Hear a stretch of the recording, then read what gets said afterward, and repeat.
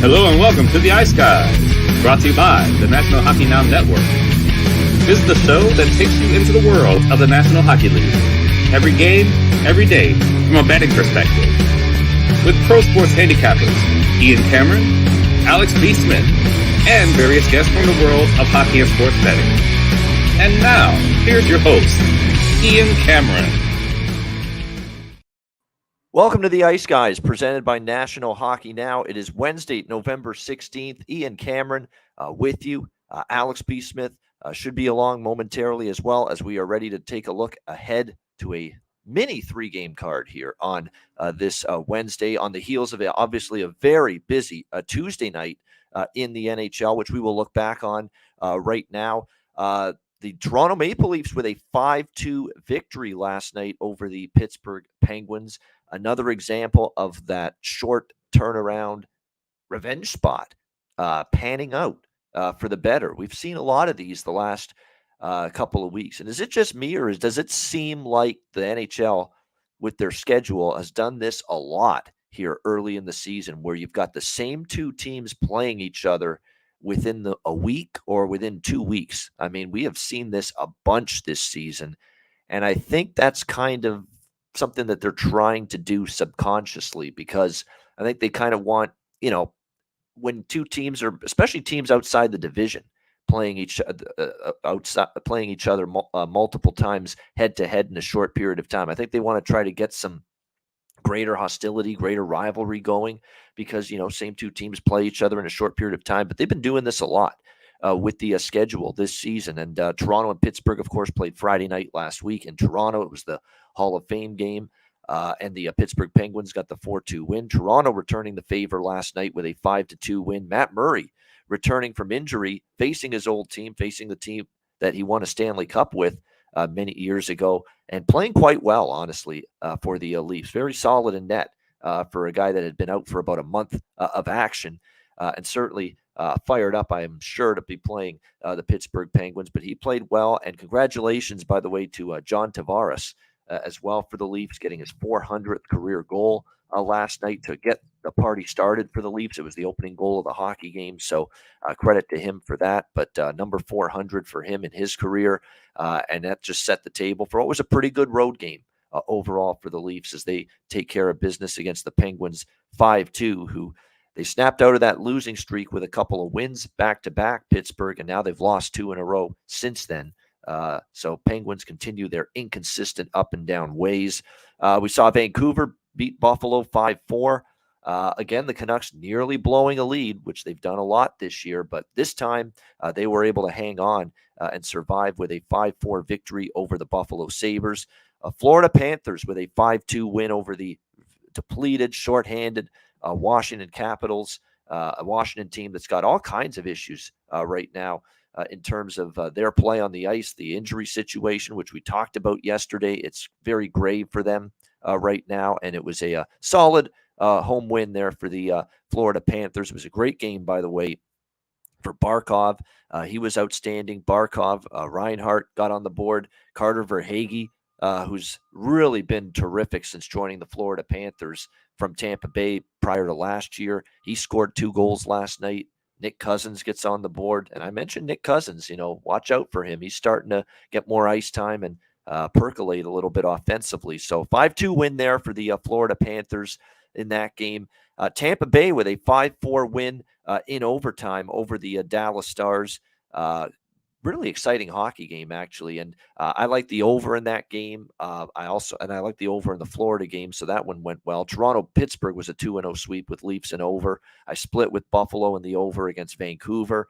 This one I split as well. I had a small piece of Dallas at the underdog price, but also the over. And look, Dallas has definitely got a little bit more pace in their game, way more, actually, when you compare the way they are playing now compared to the Rick Bowness days of last year. They're definitely more aggressive, more assertive offensively. And Jake Ottinger, to be quite honest with you, that injury stunted his play a little bit. He has not exactly gotten back into playing rhythm in the starts he's made since returning from that injury. He's been a little bit shaky. Certainly the San Jose game he was, and a little bit last night. He'll be fine. I'm not worried. This is not what's wrong with Jake Ottinger. He'll be fine. He's a really good goaltender. And obviously we saw that. We've seen in the playoffs last year, most of last year. It'll come back to that level again for him, but maybe it'll take a little time. Tampa Bay with the 5-4 win, and Alex Killorn getting the game-winning goal in overtime. The New Jersey Devils can continue to do no wrong. 5-1 victory last night over the Montreal Canadiens, a Montreal team that had been winning 3 in a row going into last night, and the Devils cooled them off. The 10th straight win for the New Jersey Devils last night. Been so impressive to see how this team has played. Jack Hughes with a couple of goals, red-hot hockey team. Dougie Hamilton added a goal. Jesper Bratt got on the board as well for this team. Vitek Vanacek continues to be solid in net for the Devils, 25 saves last night in that victory. Just a fun hockey team to watch, exciting. As I've said on multiple occasions, this is a team that can get all 4 lines to chip in offensively at any given game, any given night. And we have seen that repeatedly from the Devils. And to see the New Jersey Devils now in a position where they are in the standings, it's remarkable. 13-3. The Devils are right there with Vegas and with Boston now, battling it out for the top spot in the NHL overall here as of November 16th. So it's just absolutely incredible to see how well the Devils have played, and that they're right up there with some of the absolute best teams in the NHL. So definitely something you want to keep in mind. Keep in mind is that the Devils just keep on finding ways to win, and we will see if they continue the winning ways. The offense has been good, but I think what doesn't get talked about enough is the improvement in their defensive game. The New Jersey Devils. I mean, this has been something that has been a big theme throughout the first month of the season, is that the New Jersey Devils are not giving up as many shots on goal, not even close to what they've given up in years past. The high danger scoring chances allowed, the grade A scoring chances, the rush chances, they're doing a better job minimizing that. And again, with Vitek Vanacek in net, they are getting saves right now. So very impressive team. And that should be a fun game tomorrow night. The Devils head to Toronto to take on the Leafs. That'll be their next challenge moving forward, although the challenge might be more for Toronto because of the way this New Jersey team is playing right now. Nashville beat Minnesota 2-1 last night. Very disappointing, kind of a flat effort from the Minnesota Wild, and they've been certainly accustomed to that, I should say, from certain periods of time where we've just seen them just not get any offense going, kind of lethargic, and that was the case last night, although it was, again, a very solid effort again from UC Saros. And I think Nashville, with the struggles they were going through, have realized that if we're going to win games, we got to really tighten up defensively. And John Hines kind of said that prior to these last 2 home games against the Rangers and the Predators. We have to sort out our shit that's going on in the defensive zone right now. And that is exactly what we have seen from the Predators here in the last couple of games. Better defensive effort, helping out UC Saros, and that's made him a better goalie in turn. And as a result, they get 2 home wins in a row, back-to-back. We saw the Anaheim Ducks with a 3-2 overtime win against Detroit. Not the return to the lineup you would have wanted to see from Tyler Bertuzzi. Brutal turnover in overtime. I mean, awful. He's got to know better than that. You don't send a fucking pizza up the middle of the ice like that. A backhand right up the middle of the ice in front of your own net in an overtime period when you're only got 3-on-3 as well. There's so much open ice. Only bad things can happen. And sure enough, that just egregious turnover ended up in the back of their net, and Anaheim ended up winning the game by a score of 3-2 last night. And it was a pretty solid game. It was actually one of the better games I have seen from the Anaheim Ducks here in recent games defensively. And, I thought for sure, I was pretty confident in that team total of Detroit over 3, and they didn't even get the 3 last night against the Ducks. But credit to Anaheim, it was one of their better defensive games probably the entire season. You can count on one hand the number of times Anaheim has held their opponent to 2 goals or less, but they were able to do that last night against the Detroit Red Wings for that 3-2 victory. How about the upset of the night? San Jose, 5-2 over Vegas. Don't look now. The Sharks are starting to get things rolling a little bit. How about 3 wins in a row for the Sharks on this road trip? And they beat 3, I would consider, above-average hockey teams. Dallas, Minnesota, and this was the best of the bunch, going to T-Mobile Arena and beating the Vegas Golden Knights by a score of 5-2. Man, I mean, they are scoring goals right now, and thank goodness I got lucky as shit, let's be honest, in this game. I actually swept the board in this game, 3-0, and I probably shouldn't have been able to do that, quite honestly. I should have been maybe with the 3 bets, maybe 2-1 at best, probably 1-2 or 0-3. It could have even been a possibility when you think about it. Because I had Vegas first period puck line, -0.5, plus 120, first period. I mentioned it on the show yesterday. And, you look at the game last night. Jack Eichel scores with 3 seconds left in the first period. So we cashed that by, the hair of my chin right here. That's about it. And it was close, and that ended up being 1-0 Vegas. So a bit fortuitous to get that late goal, but we got it. I had San Jose team total over 2, which is funny because I had Vegas first period puck line, but I did bet San Jose team total over 2.5 plus 100. I just couldn't believe the number, couldn't believe the price. And look, that's now 3 or more goals for San Jose in 9 straight games following that victory last night. So watch these team totals for San Jose. They are something to monitor, especially when they're going to throw out a 2.5 out there with their team total. I mean, definitely it's a team that is finding some offensive fluidity right now. Meyer's been great. Hurdle's been good. They're getting some hardworking efforts from LeBanc and this Barabanov. I mean, he really is a hardworking forward for the San Jose Sharks. It's a guy that Toronto ended up trading away, and Barabanov was picked up by San Jose. He's been good.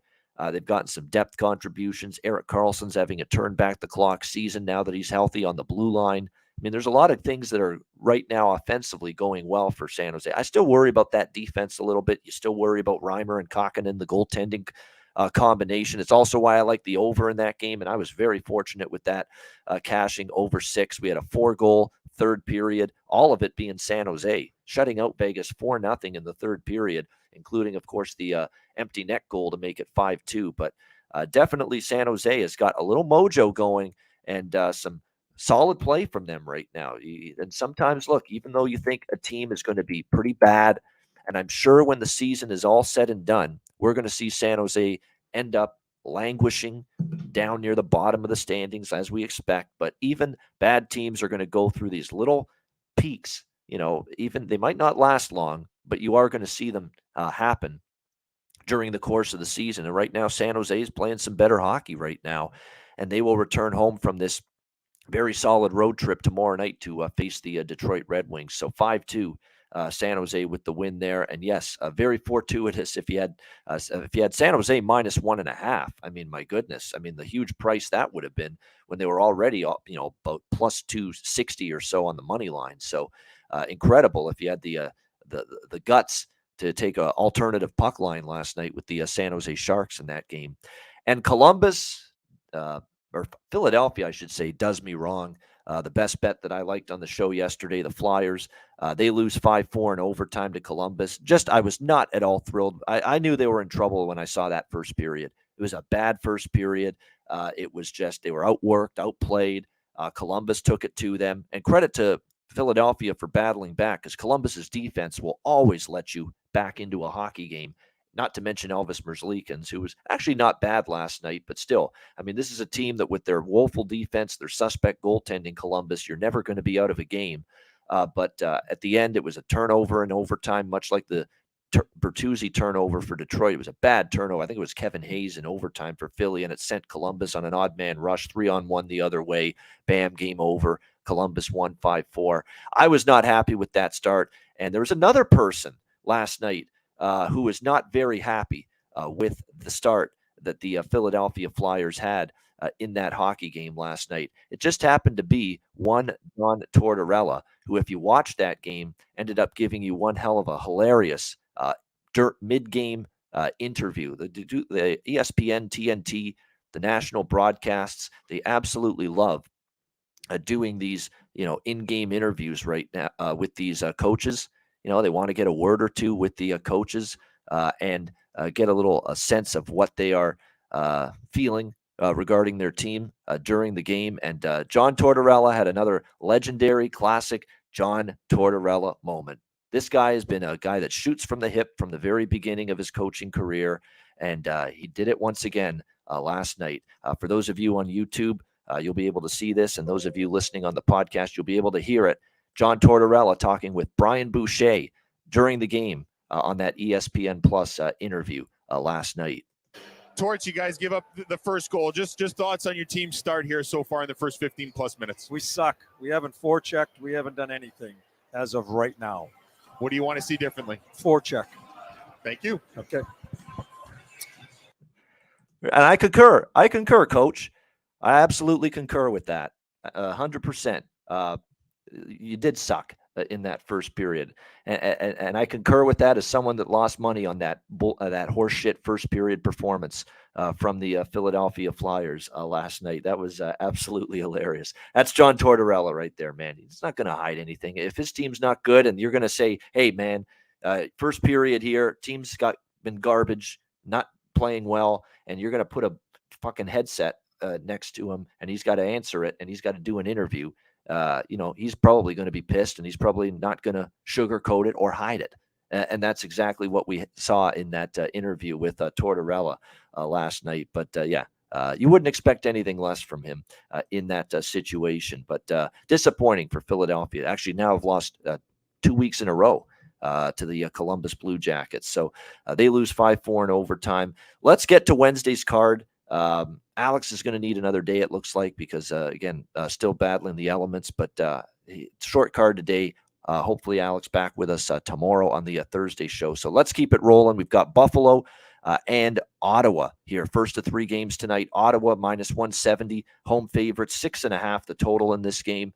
Look, these are two struggling hockey teams. There's no question about that. Both teams. Look, Buffalo the only difference is Buffalo has a little bit more leeway, a little bit more wiggle room to deal with a slump because they got off to such a strong start this season. Ottawa doesn't really.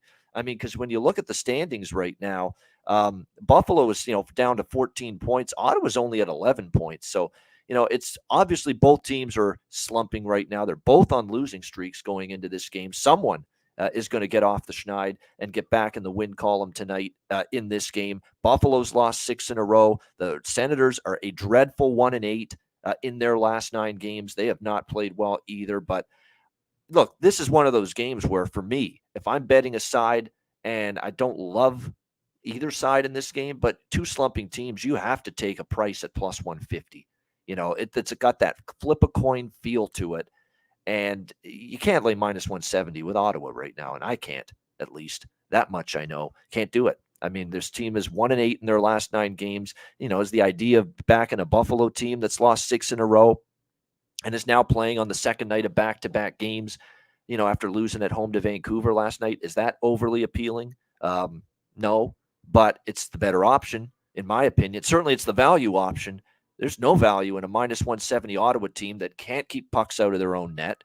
The offense has been hit or miss. Thomas Chabot is out, and it's not even close how he is their best defenseman by far, by leaps and fucking bounds. It's like I said, it's not debatable. It's not even remotely close that Thomas Chabot is the best defenseman on this Ottawa Senators team. And there is no question about it. He will be missed dearly. And because after that, you've got a lot of question marks and you've got a lot of inexperience and you got guys that are going to have to play more minutes that aren't used to it. I think Jake Sanderson's going to be a good defenseman, but he's got to play 25 minutes now. Is he ready? Is Jacob Bernard Docker ready for that? Travis Hamonick's just been one injury after another. They got to get more minutes and ice time now out of him. Eric Brandstrom, Nick Holden, Jacob Larson.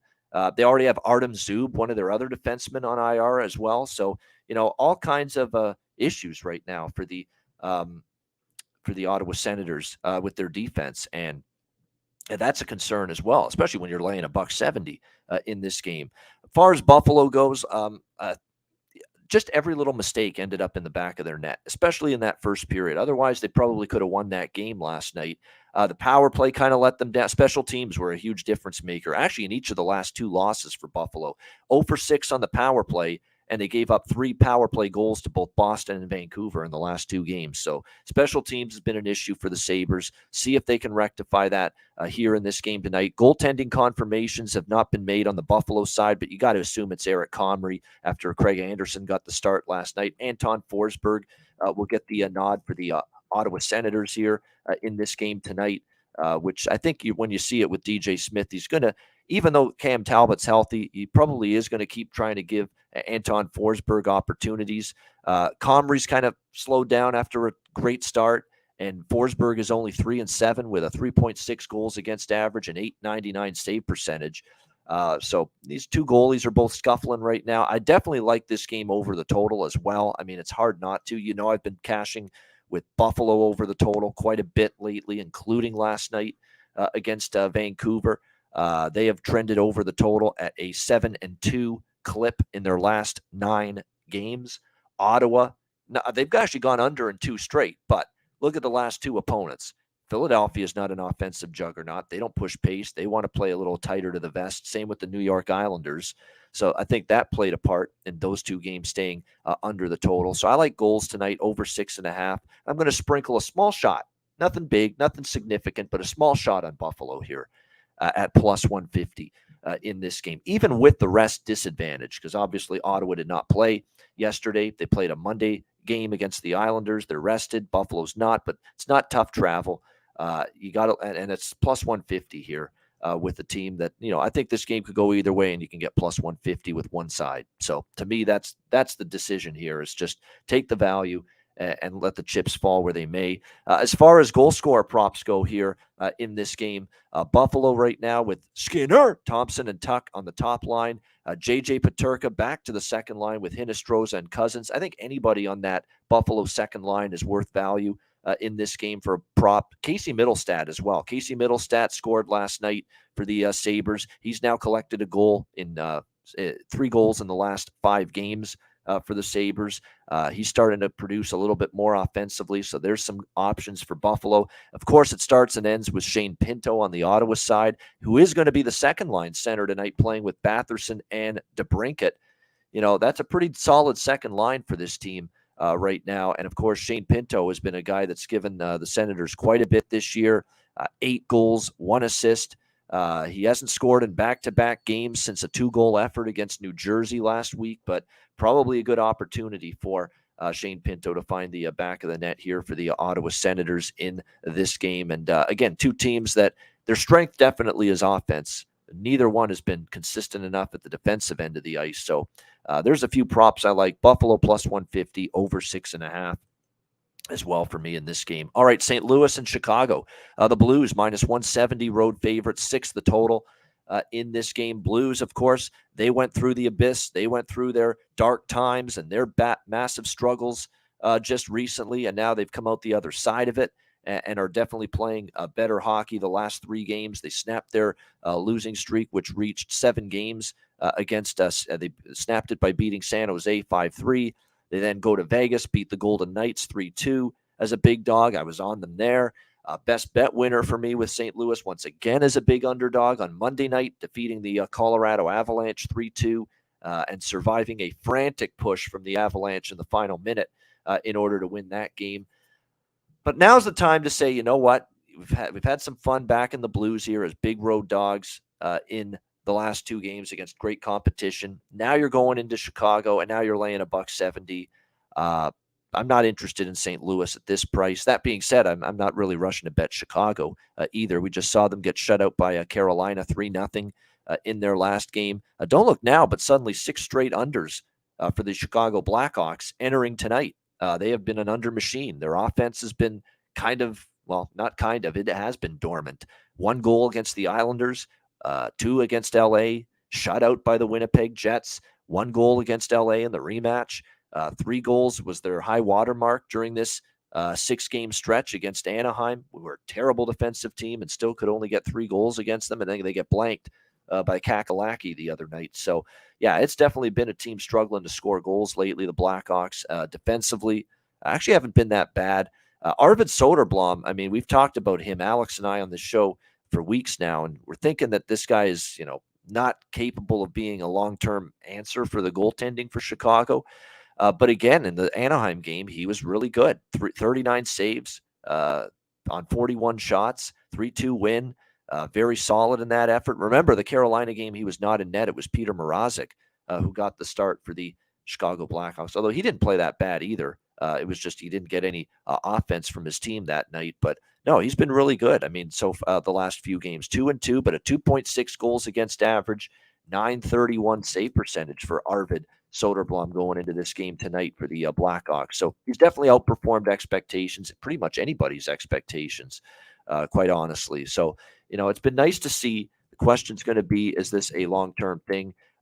I'll tell you what, in the goal saved above average department, I was shocked to see this. He's ninth in the NHL right now. There's how many goalies qualified? 73. So there's 73 NHL goaltenders that have made at least one start this season in the NHL.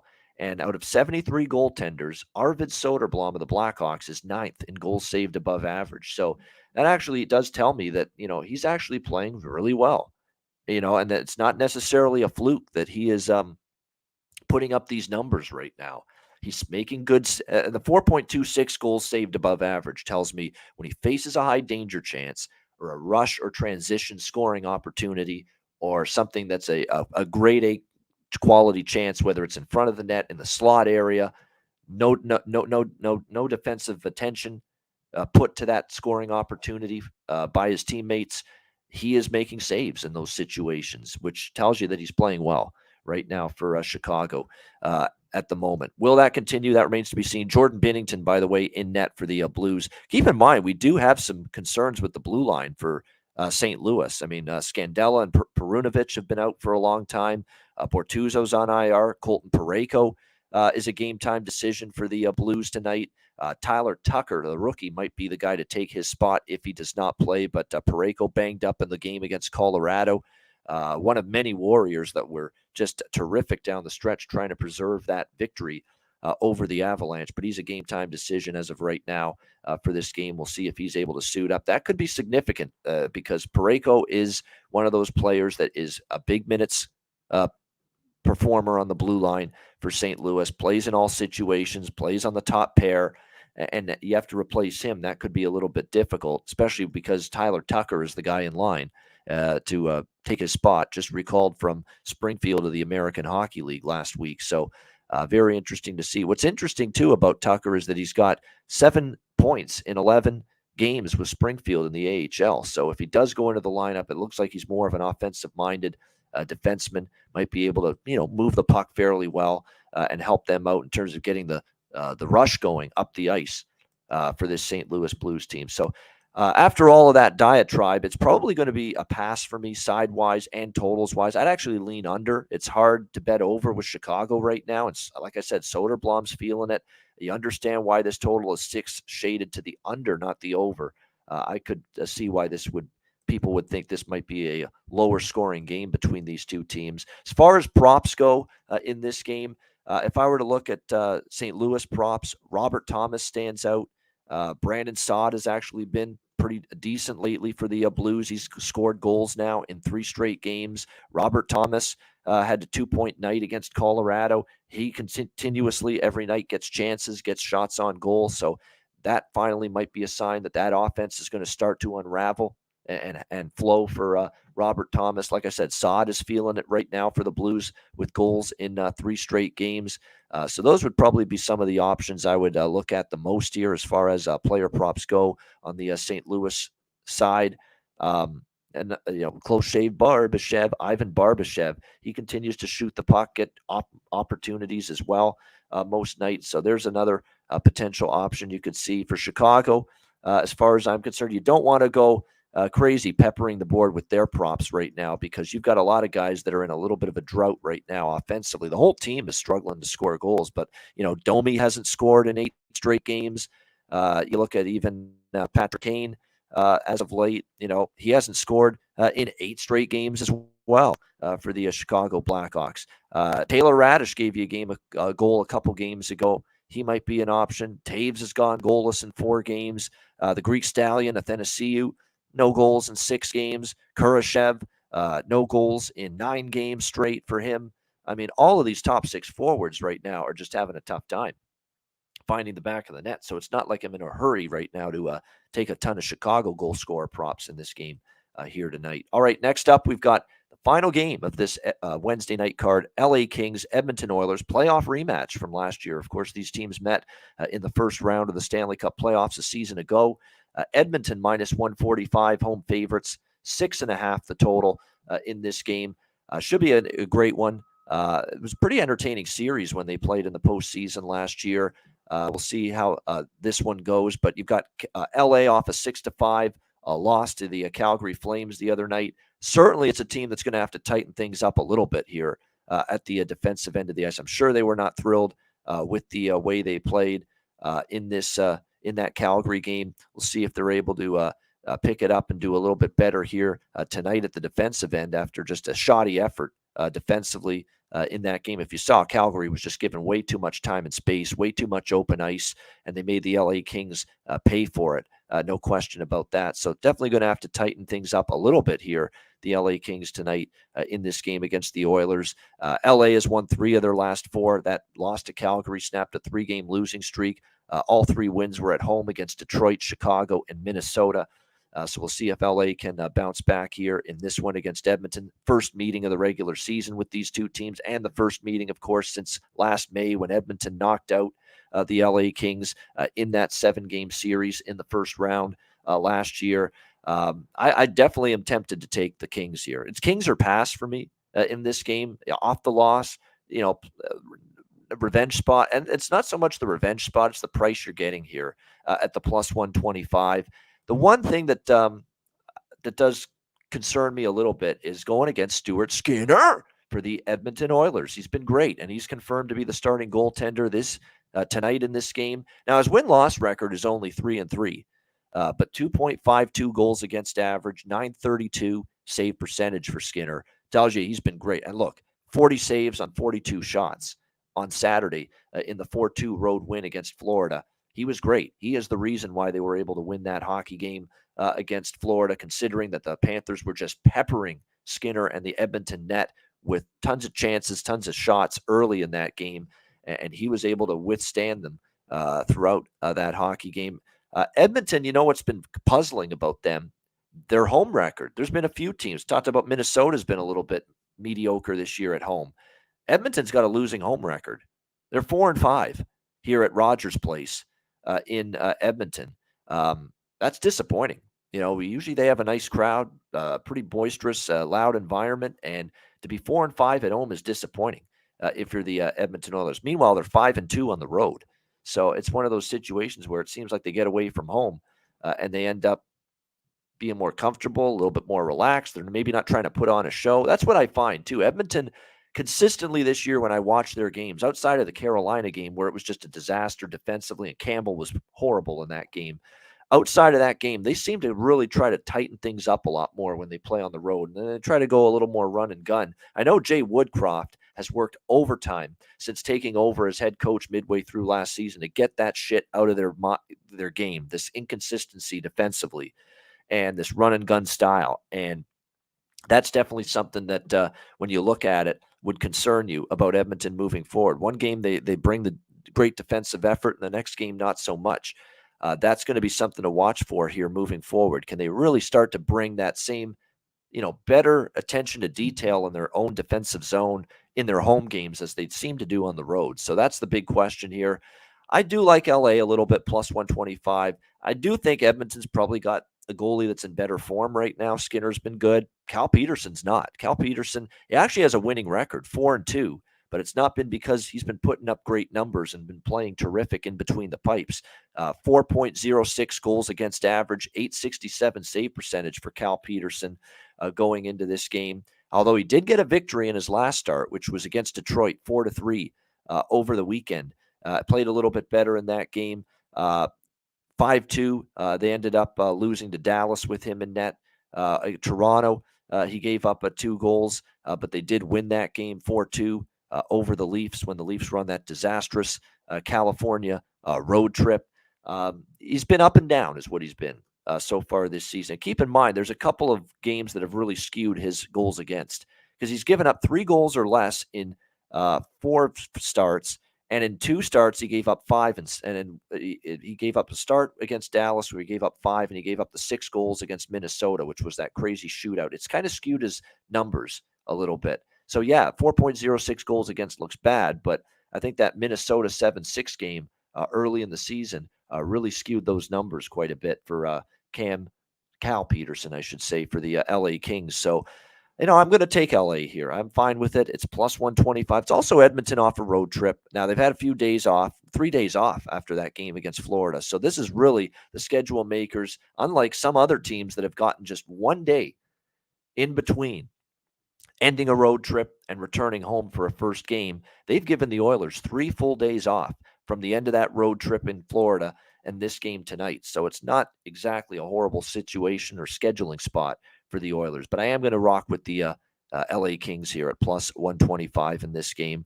And because, look, I mean, we've also seen with the Oilers, too, inconsistency. They beat Tampa, they lose the next game. So they've got to be able to show, hey, we've found our way to win against Florida. We've got to bring it again tonight here consistently, both ends of the ice. So I like LA here. I lean to the over, but I don't love it because I think LA is going to try to tighten it up. And look, with Skinner in net, it's not like this team is as much of an over team with Skinner in net compared to Campbell, who's just been letting in goals left and right. So that's just a lukewarm lean toward over in this game. I like LA plus 125. And as far as the props go in this game, it's mostly going to be rhyming off the same players I've mentioned repeatedly for the LA Kings. Although, again, I talk about Gabe Vilardi, but Gabe Vilardi, the value ship has sailed, folks. I mean, it's gone on Gabe Vilardi. I mean, this is a guy that's now routinely being priced in the plus 160 to plus 180 range to score a goal, which is a big departure from the way